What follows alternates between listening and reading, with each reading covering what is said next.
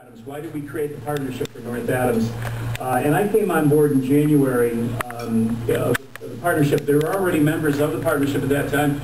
Our mayor, Dick Alkenbright, is on the board, Joe Thompson, Mary Grant from the college. So there were other people that were on the board already, and they'd asked me to join us and to help us to deal with the partnership and try to push forward some of the goals. I'm not going to spend a lot of time on this. We already know what the challenges are. We're, according to a state study that was done with the 15th neediest community in the state in North Adams, the median income is roughly 50%. It's around $33,000 as opposed to about $65,000 median income for the state of Massachusetts. Poverty rate is double the state average. So those are the challenges we have, and a lot of those challenges have been with us since the 80s. In the 80s, we lost Sprague Electric and 12 other plants that either closed or relocated. But there are a lot of positives to this area, and we don't talk enough about the positives. And the positives are we have a great, loyal workforce that wants to stay at jobs and wants to work here. We need to provide an education to some new technologies, but they're a great, loyal workforce. We've got culture and education.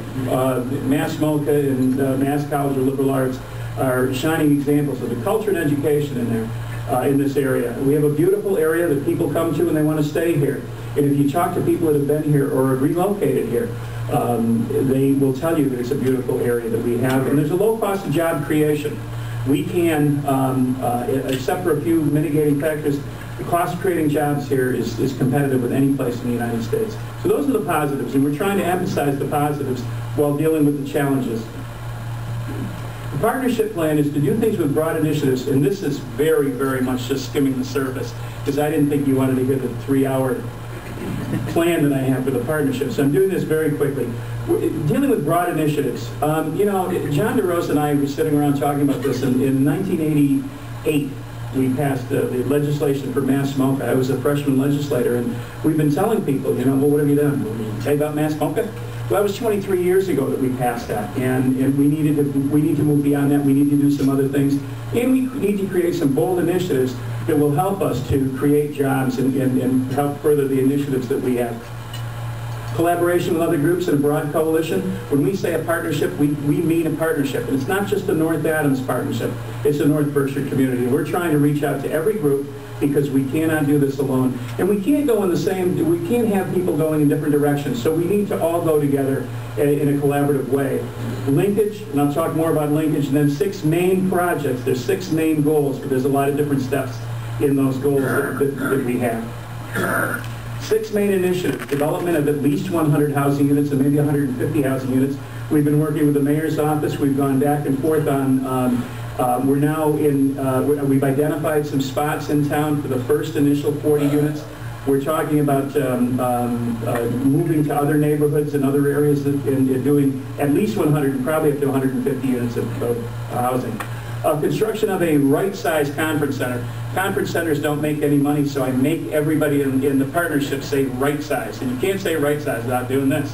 But we need to have a right-sized conference center because we do a lot of cultural activities here, but we don't have a place that we need that's the right size for us to hold for conferences, for conventions, for problem solving, especially for problem solving. And we think if we can put a conference center in downtown, it draws people from Mass MoCA, it draws people from NCLA, and that's part of the linkage that we talk about. Construction of energy projects to lower cost. There's been talk about a wind project in the area. We have been meeting, and I know the mayor's office has been extremely active with solar projects. And if those plans come to fruition, I think we'll be in the top 5 communities in the state, Mr. Mayor, in capacity, in solar capacity, in added capacity. One of the things that I'd like to see, since our downtown is relatively small, I'd like to see us talk about geothermal, because it's not very expensive. To me, it's a no-brainer, and to me, we should be able to do that. We have partnered, and we partnered with the Hoosick River Coalition. You know, we have to recapture those rivers. We've got to recapture that feeling of the community, rather than have these cement tunnels going through the city, or sluices going through the city. We need to create the riverfront atmosphere. And we're trying to do that and trying to work with the Hoosick River Coalition. We are working with the Hoosick River Coalition on that. Exploring passenger rail. 10 years ago, we would have said this is impossible.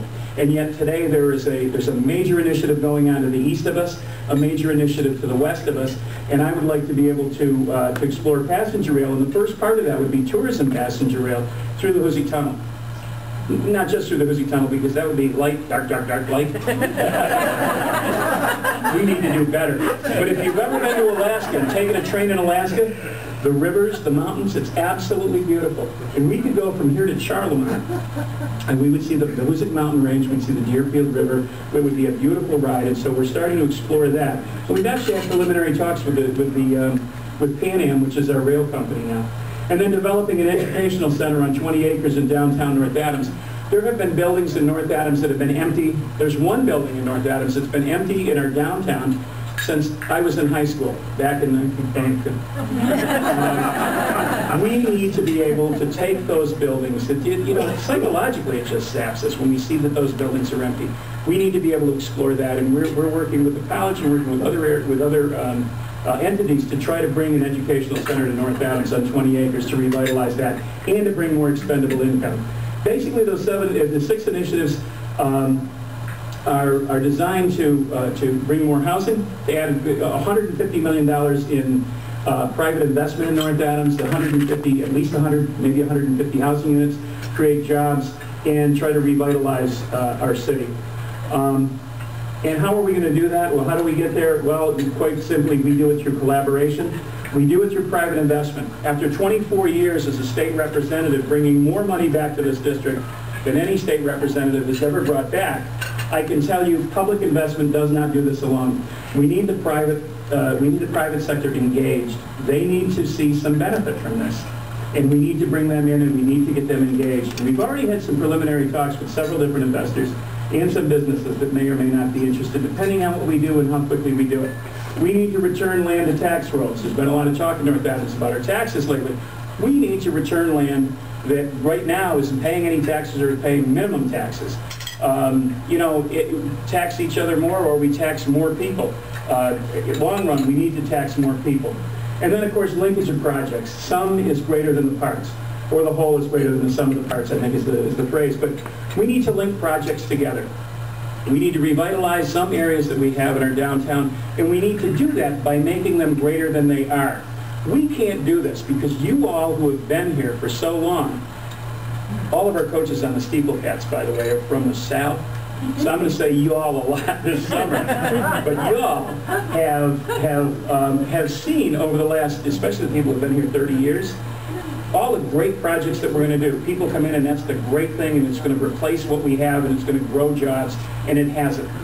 The reason it hasn't is because no one thing, no one entity is going to revitalize this community as we need it revitalized.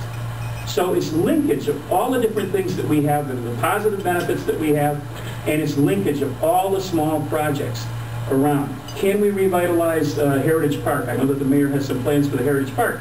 If we revitalize the Heritage Park in and of itself, it creates some economic activity. But if we revitalize it and can go over that bridge to Massmoka, if we can come up to a conference center, if we can go up the street to a revitalized Mohawk Theater, if we can continue to go to the educational center, it has a dynamic effect on North Adams. And so that's what we're talking about. We're talking about taking thousands of little steps that are going to bring us to 6 big projects that should bring us to more jobs, more economic activity, more tax revenue, and bring the private sector back to North Adams in greater numbers than they are now. Thank you. Thank you.